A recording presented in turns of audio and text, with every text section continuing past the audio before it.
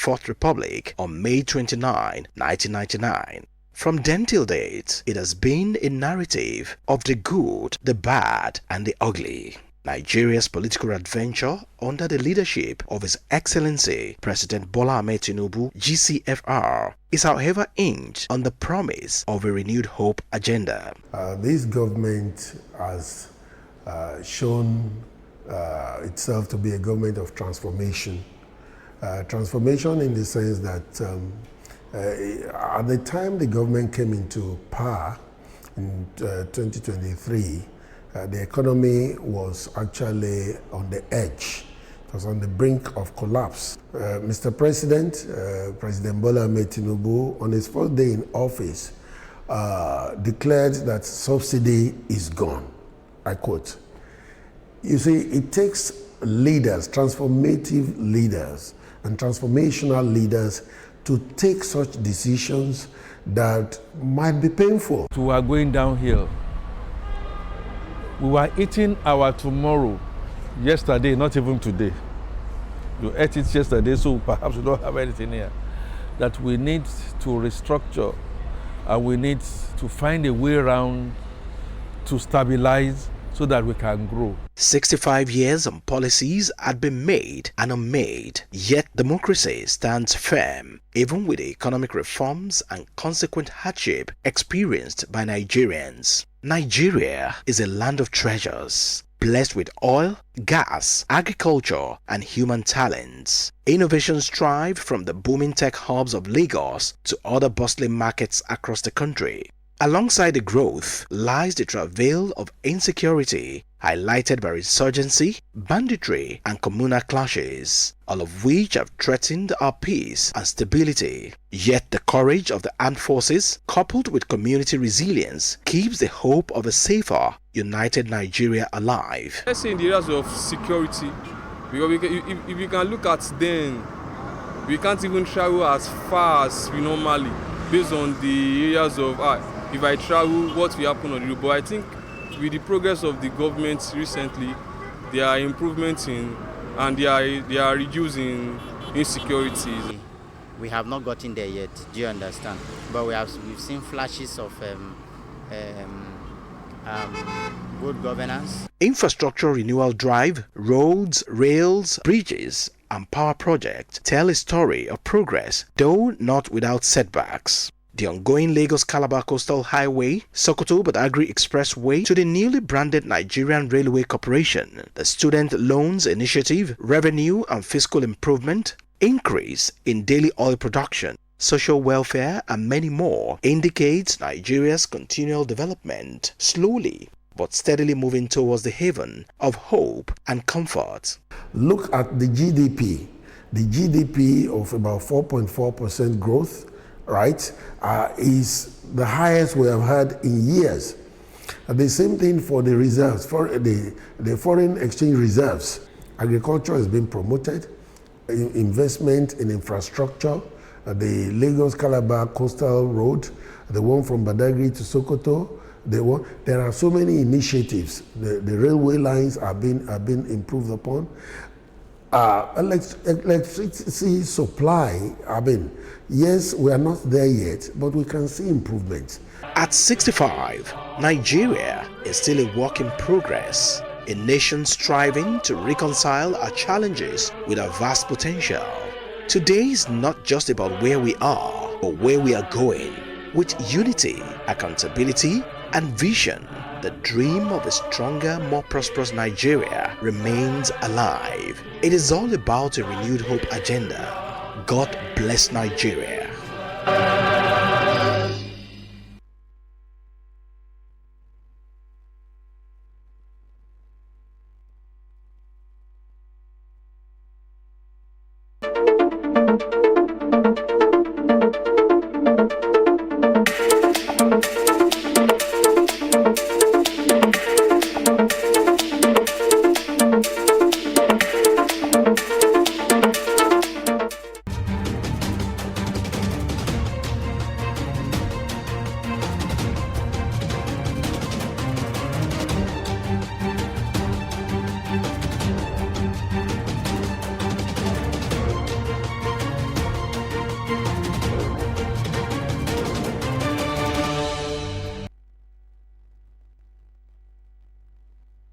Glad to have you back. If you're just joining us, you're watching our Independence Day special, Nigeria 65. A 65-year-old is a grandfather in Nigeria, or grandmother to be. And if in other climes as well, it's a great-grandfather, as it were. But of course, we have so many things to be grateful for. We're still together as a country. And I remember one of the lines of Mr. President during his speech, he talked about the needless and avoidable civil war that we had. Nigeria has been through a lot, in fact. But of course, while we're sometimes counting our losses, but I think we have our gains to count as well. So perhaps we just want to do like a recap, touch on so many things. Personally, I just want to stay positive today, so that my hope can be continually renewed this morning. Okay, we'll be talking about Nigeria 65. We have in the studio with us this morning our analyst, founder of Saad Africa. Am I correct? Yes, okay. Mr. Afolabi Oloko, it's a pleasure to have you join us this morning. Nice to have you. Okay, Nigeria 65. So I'm not starting anything negative. I'm green today, and that is fertility, growth, so many things, and you're not looking out of sync as well.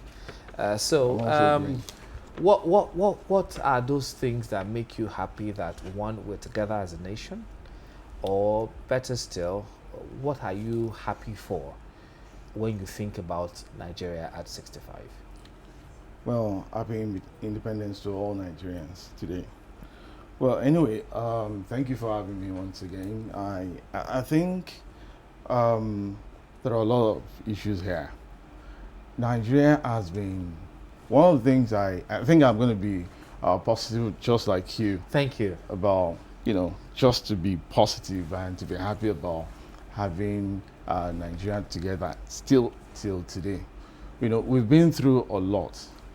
For instance, during the colonialism and all that, in 1914, where the amalgamation of Nigeria from the northern and southern protectorates coming together, by the British, all these things, when we look at our trajectory, we'll find out that a lot has happened to Nigeria. And if you can recall, a lot of people, even the whites, Europeans, the blacks were looking, up to Nigeria. That Nigeria is going to be the leading country of the black nation, whereby most Africans, most people around the world are going to follow, so that we're going to have a kind of united Africa. But along the line, I believe that we missed it. And how did we miss it? A lot of factors. Number one, if you recall that when we had all this constitution in Nigeria in 1946, I guess, if I'm not wrong, Richard's constitution, whereby we started having representation of Nigerians and also we have Macpherson constitution.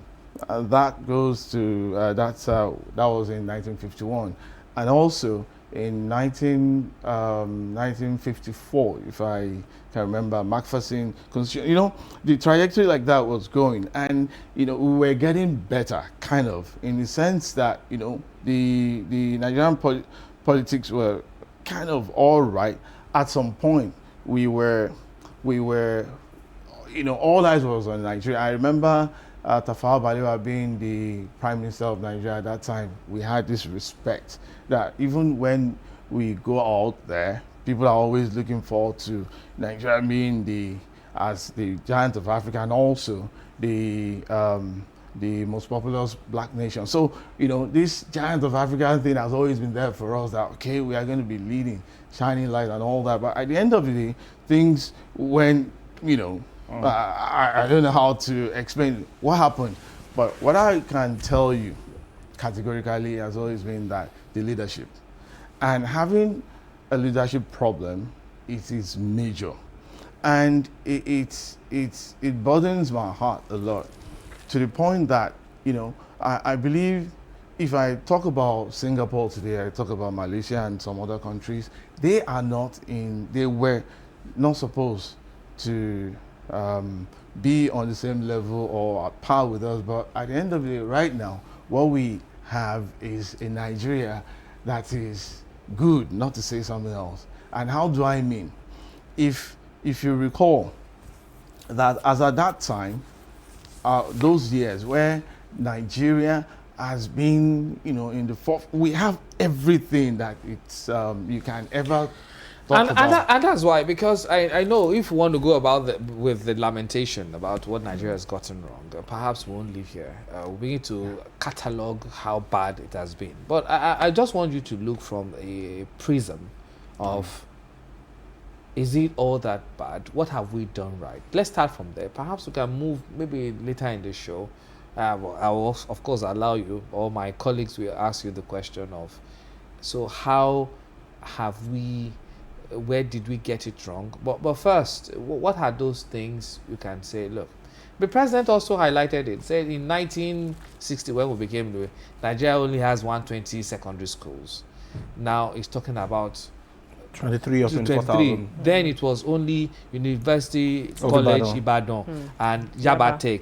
But now he was talking, I was reading out the numbers of, so Nigeria is not all that bad, and that's what I want to look at it from this morning.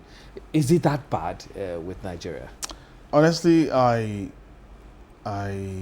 want to say that I'm not going to say it is completely bad, but to be fair to myself, I think we've not done enough. And why I've said we've not done enough is, you know, the world is moving at a pace whereby things are really working very fast right now. So if you are saying that we are not doing badly, you know, I get really, really concerned using that word, that we're not doing badly. We are actually behind. The world has moved to the point that, you know, technology has been doing so much these days, whereby, you know, whatever you have to do, you just have to do it.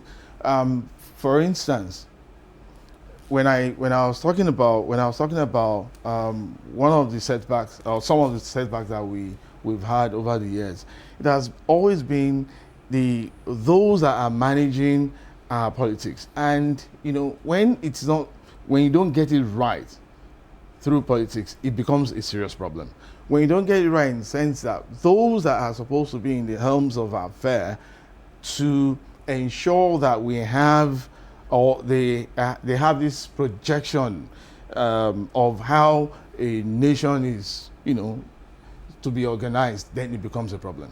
Number one, you know, we always know about this ethno-religious problems that we have, and it is a serious problem that we have, and it is still festering right now as we speak. Then how do we manage around it to ensure that we can have a sane society, a nationhood, whereby there will not be you're from this particular ethnic group also. And don't forget that we have up to about 250 plus ethnic groups in Nigeria. So it's so complex. We have a complex society, that's for sure. We have admitted, and you also have admitted, that Nigeria has been through a lot, and this has also been some setbacks for the nation. But again, let's try to keep it positive, you know.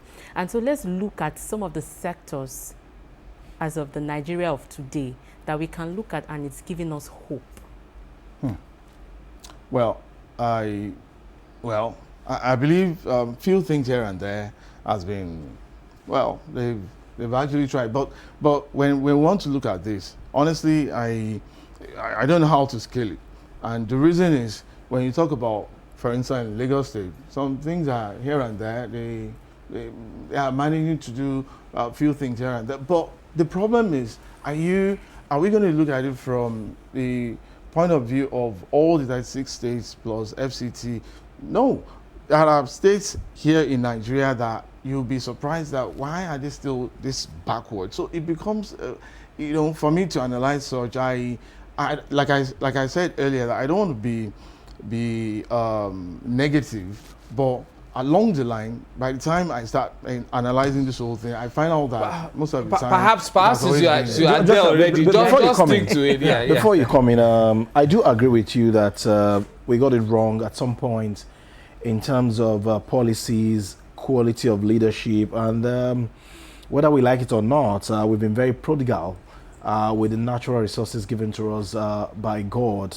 When you look at the quality of development and the standard of living of an average Nigerian. But we had Mr. President earlier today giving us the assurance that the worst period is over. And it does appear to me that we have an administration that knows what it is doing when you look at some of the figures and statistics quoted by Mr. President in revamping the economy and giving Nigerians the hope that there will be a better tomorrow in years to come. So does that message of Mr. President give you the hope, give you the assurance, the confidence that better days lies ahead for Nigerians? Well, once again, I've been hearing this for a long time in my life, and I'm really going to be coming out exactly. So it's how becoming I a see- rhythm. Yeah, it is. It has always been. Now, a lot of people. Really going to be very practical about some of the things, these things I'm talking about. Number one, you can. I recall that I hear this all the time. I listen to most of the broadcasts all the time by presidents and all that, and it has always been the same thing. And look at. I was with a friend yesterday. We were at the National Stadium, and well, to be precise, Barrister Tosin Akande. We were there, and I was looking at the building, the structure. That's our monument. It's been there, and all I see, I felt really bad, and not just that place, and some other places that I look at. I was just like, why has it always been like this? It shouldn't be. Number two, when you see people leaving the shores of this country, you think most of them want to leave. No. A lot of people do not want to leave. A lot of people leave outside the country all because things are not working. We want things that work. When you see a lot of people criticizing Nigeria, they are not criticizing Nigeria because they don't like Nigeria. They criticize Nigeria because they are so frustrated, angry. A lot of people are so angry that why wouldn't they be able to stay back living in their country? But they live outside the country, and I wish I'm on the other side. So- I'm a respondent, a guest, so that I can respond on this side, because you are seeing it from a prism, and I can tell you, as like today, the president will commission the National Theatre. I was on the coastal Lagos Calabar Coastal Highway the other day to cover it. Yesterday, I was at Ogudu, Ifako. The bridge has been fixed. I can tell you so many things happening from this prism. It may not be moving as fast as we really want it to, but it doesn't mean that there hasn't been any movement. So we'll just continue. with all due respect to you, all due respect, I don't want to be negative, but all that comes out of my heart is what I'm saying. I'm not going to lie to you. Or is it that what we are generating I am not is going not to try. commensurate to the kind of development that we can see? Everybody can see that. You know that. Everybody knows that. I'm not going to be. I don't want to be politically correct. I don't. I don't. Okay, let me ask. do that. And even those countries that you're citing, the I'm likes not of citing- America, I'm not citing any country you here. did say I don't earlier want to do that Nigerians are moving in droves to other countries of the world because things are working perfectly there. Not perfectly. Okay, even near perfect, so to say. But those countries were not built in a day. It took a while for those countries to get to that level where they are today. We are just 65. Is it just Wow. Okay, let me ask. Okay. Is this government, the present day government, are they doing anything at all? Okay. In fairness, I'm really going to be fair here. Well, number one, I'm going to answer your question first. Well, the government is making some moves. I am surprised that they are actually making some moves, trying to get some things done. But the problem has always been that when all the things that should be done, if it's not correctly done, it will always come back to the way it has When you always say been. correctly done, Okay, break now that down. because of politics most of the time, things that are meant to be done is being left alone, not being done because they don't want to have problems with those they have connection with for elections and all that.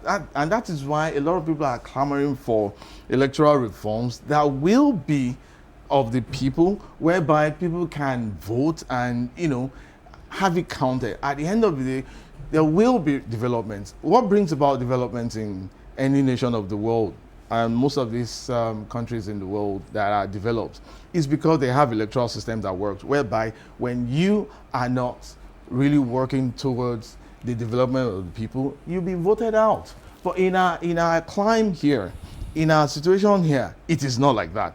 All we have is, they have, all this charade of elections. At the end of the day, people are just there. They do whatever they decide they want. They decide, and people will just move on.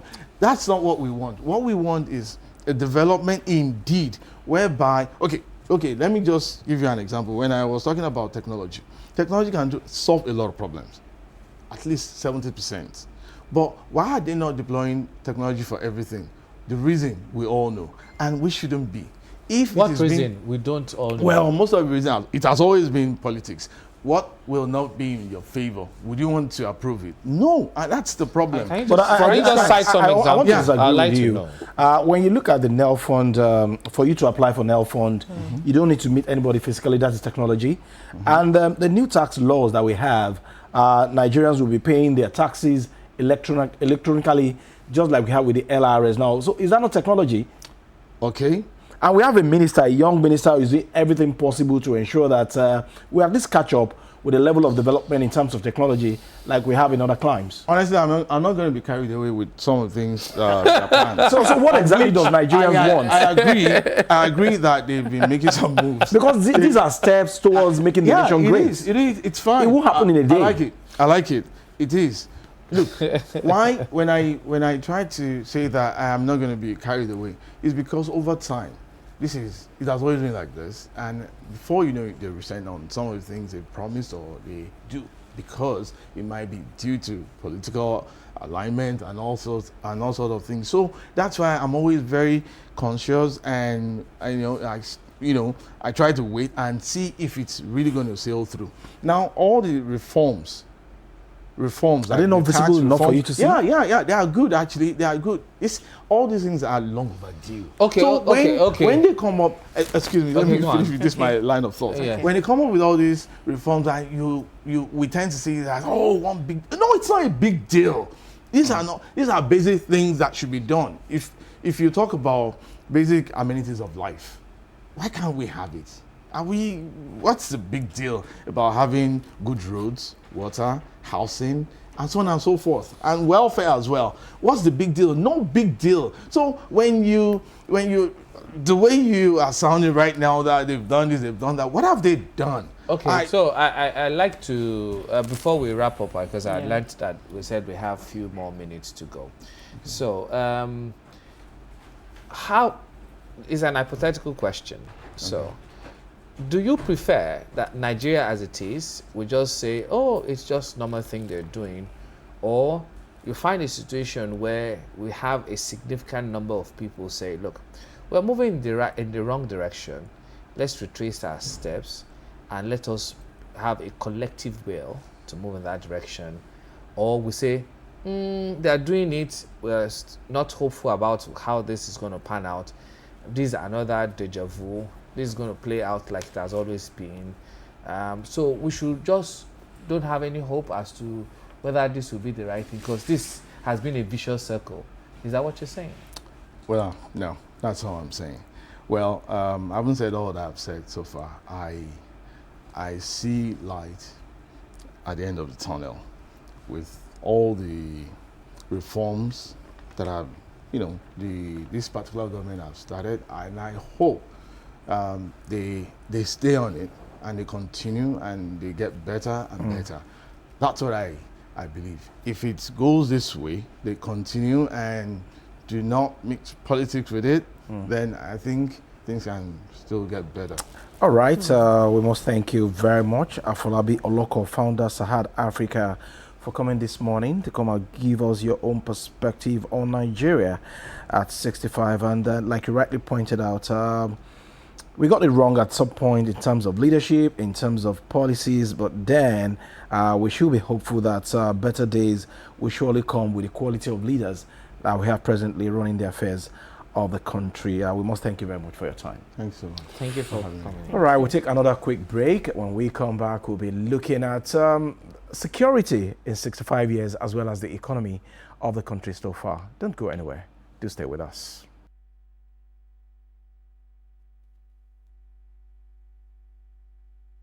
Fundamental reform path. We chose the path of reform. We chose the path of tomorrow over the comfort of today. Less than 3 years later, the seeds of those difficult but necessary decisions are bearing fruits. In resetting our country for sustainable growth, we ended the corrupt fuel subsidy and multiple foreign exchange rates that created massive incentive for a rentier economy, benefiting only a tiny minority.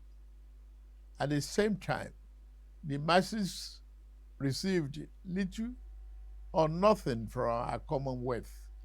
Our administration has redirected the economy towards a more inclusive path, channeling money to fund education, healthcare, national security, agriculture, and political economic infrastructure, such as roads, power, broadband, and social investment programs.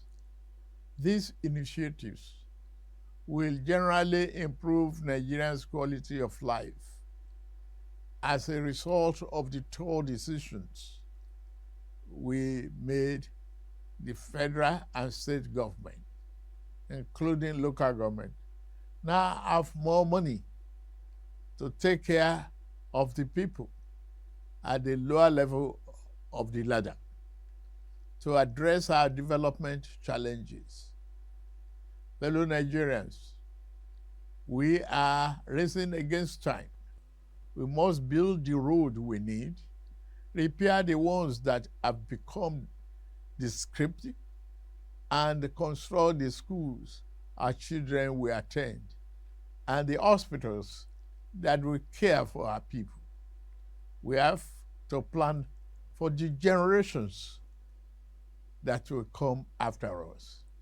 We do not have enough electricity to power our industries and homes today, or the resources to repair our deteriorating roads, building seaports, railroads, and international airports comparable to the best in the world, because we failed to make the necessary investment decades ago. Our administration is setting things right now. I'm pleased to report that we have finally turned the corner. The worst is over, I say. Yesterday's pains are giving way to relief.